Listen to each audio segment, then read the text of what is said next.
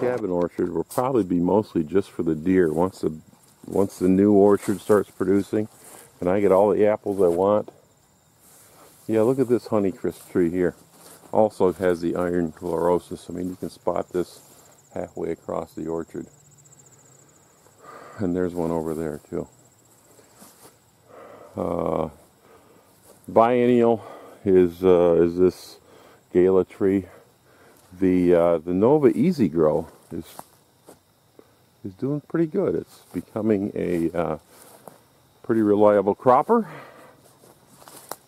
It's probably not. That deer's going to get that one soon. The deer, let's see now. This is about 5.5 feet right there. Okay, so the deer are keeping it pruned here. This is my Richelieu tree. Now I like this apple. It's not a good choice for a deer orchard because it gets ripe early, before season, and if the birds get into it like that, this apple rots away fast. It can't take having the skin broke. It is a good tasting apple. One of my earliest apples, but the deer love it and the critters love it. I see where they pulled the fencing off from around the tree, climbing up it. And there's only a few apples left, and they're not even ripe yet.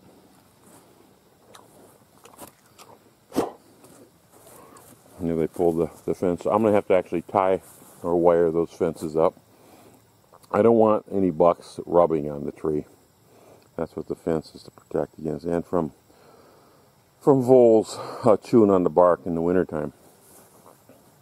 The Turley wine sap was really loaded last year, not so much this year. Bent down some branches that used to be up hangers, now they're down hangers. So the deer are really pounding this orchard as always. I think next year I'm going to fence it in, put a temporary fence around it, and really if I want apples to be left over for deer season, I'm going to have to fence it in and trap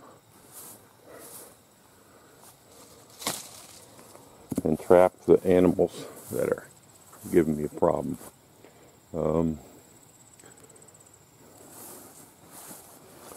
The grass is pretty much all grass now. There's not a whole lot of other forbs in here growing.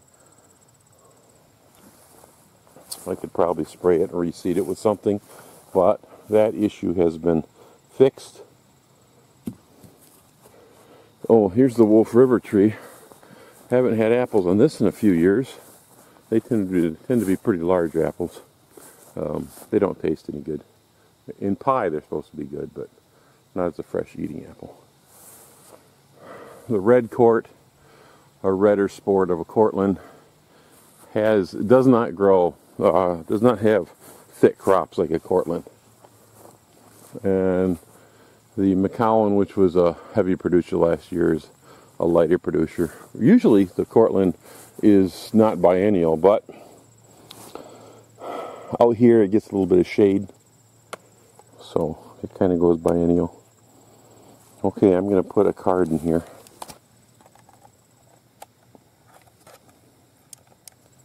Turn it on.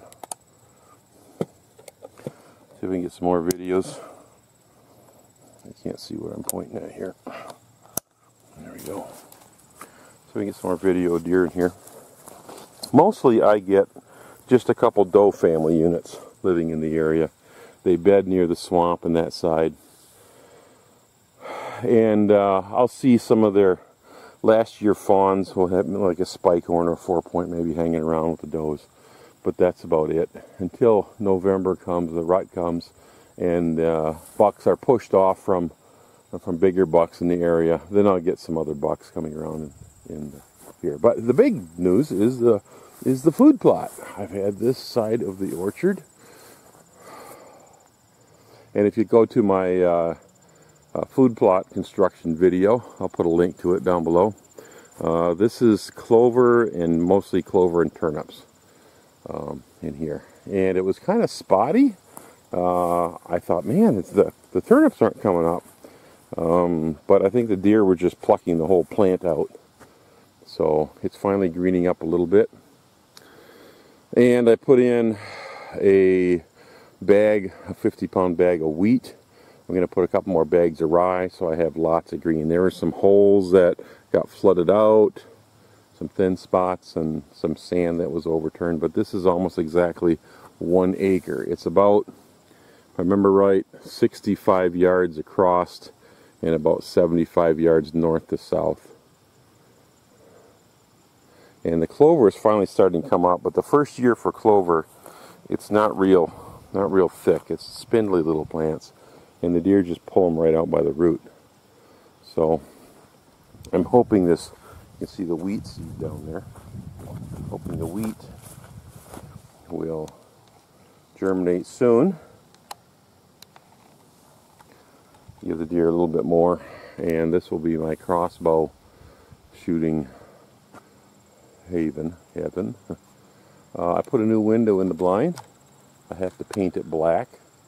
Right now that white is just telling all the deer, look at me. So I'll paint that black. I had a huge nest of yellow jackets right in the front porch of the cabin. And I've sprayed them twice with wasp spray, and it hasn't killed the nest yet because they're underneath the step. When we made the cabin, I had some leftover rough lumber, 6x6 logs, or 8x8, something like that, 6x8. And I just threw them down to make a step out front here. And now they've rotted away enough that the hornets are under this first log. I told my son, hey, they're under the first log. He started ripping up these. I said, nope. So I'm not going to step on that first log. Step around it so I don't disturb the bees. And here's the new window. So nice opener. I had to break the screen and pull it out of it. The new window, the screen was put in backwards and it wouldn't come out, but I don't need the screen anyway. So I have not only the food plot, but I have 2 main shooting lanes. Let me zoom in into the woods. So if the deer are crossing around the food plot. So that's from here, it's good probably 80 yards to the edge of from that tree there. And then back into the woods another probably 75 yards.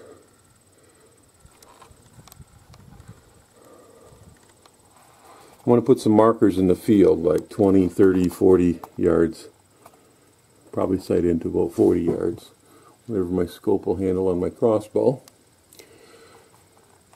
Here's the other one. We have a big root ball at the end, maple tree. I said just push it over. The deer will come on this side of the root ball then. So this will be good for rifle season and for bow season. Bow season in the field. So I got 2 nice shooting lanes. Got a shooting lane out this side too. Not a good window pointing toward it though. And the deer come from every direction. I'll be sitting back here. So I got an old van seat. You sit at standing height about back here. So this is what it looks like. I got 1 shooting lane down there. That window does open. Can't see anything past the stump pile there.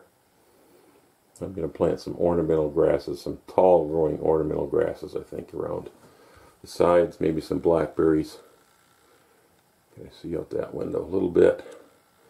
Mostly though, I'll be leaning like this, looking out. If I can get it that shooting lane. Might have to rebuild the chair a little bit, and then this shooting lane is looking through that window. I replaced the window because the left side of the window was all fogged up. It had a lot of condensation in it. And I said, well, that's right in my shooting lane. I got to be able to see through there. Then I have the panoramic window here.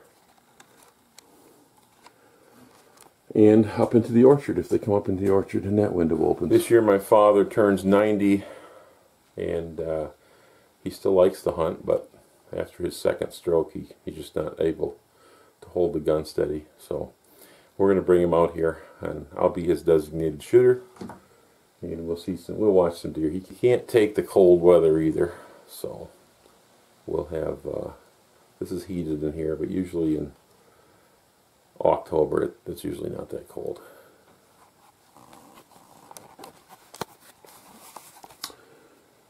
But I do have a heater. The heater, I got the thermostat up here, 73.7 it says. Indoor and outdoor thermostat. I can usually raise the temperature in the cabin 40 degrees. There are some cracks in the walls and stuff that I keep foaming out, and the door leaks like a sieve, but I can usually keep it fairly warm in here. So that's a look at the orchard and what I'm looking for this fall. Now I'm going to disturb this log and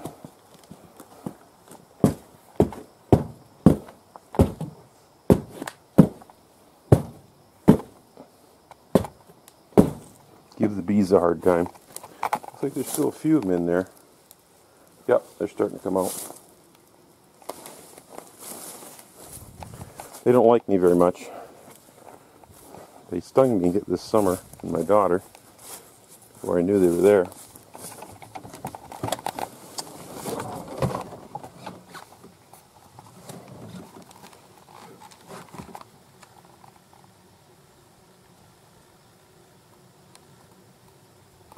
Why isn't that focusing? There it goes. So a lot of them in there. Okay, I'm getting out of here. They're pretty upset. So I've got to tip that log over and then spray them down and finish that. Okay, time to go to the back field. I'm going to turn the camera off because this is a bumpy ride.